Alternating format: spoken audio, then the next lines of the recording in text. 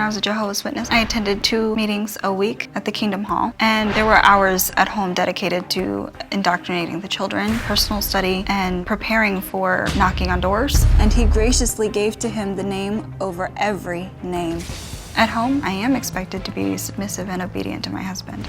I got counseled several times for the length of the slit the back of my skirt. The skirt's okay, it doesn't have any slits, it's not tight. My goal as a mother was to make sure that my children followed through with a life of servitude to the faith. I was just raising my daughter to be a housewife and mother. As a Jehovah's Witness, I did believe that Armageddon was coming any day. Because Armageddon was coming, Jehovah's Witnesses don't have any need for retirement plans, higher education, excessive formal education. High-paying jobs were not only discouraged, but frowned upon. I wasn't allowed to read outside literature that spoke badly about Jehovah's Witnesses, and I wasn't allowed to associate with worldly people. It was absolutely restrictive as a Jehovah's Witness. But after about 9 years of being in the organization, I started questioning the governing body and I started questioning my husband, and that's when the problems began. Well, Tatiana claims the problem is she was brainwashed into believing that only the elders of the congregation can help her.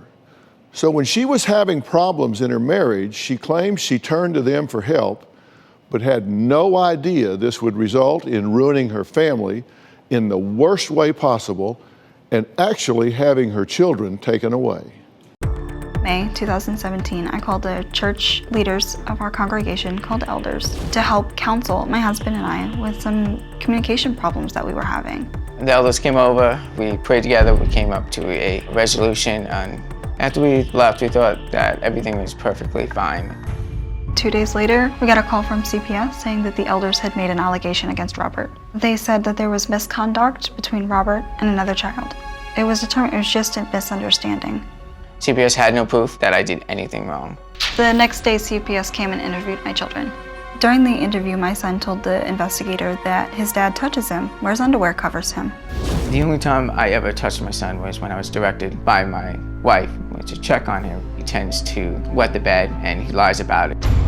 There are days that my son would hide his underwear or hide his sheets that he peed in, change his sheets, and then sometimes he goes to school and we get a call from the teacher saying that your child smells like pee. There was no sexual component to how we were treating him. Then about 3 weeks later, CPS knocked on the door around 10 o'clock at night with a warrant to take the children. We tried to reason with them. We tried protecting our babies. I woke the children up from bed and I packed their bag.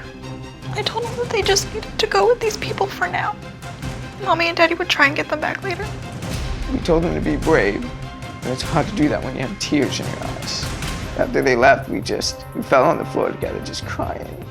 I didn't understand how they could come and take the kids when they had nothing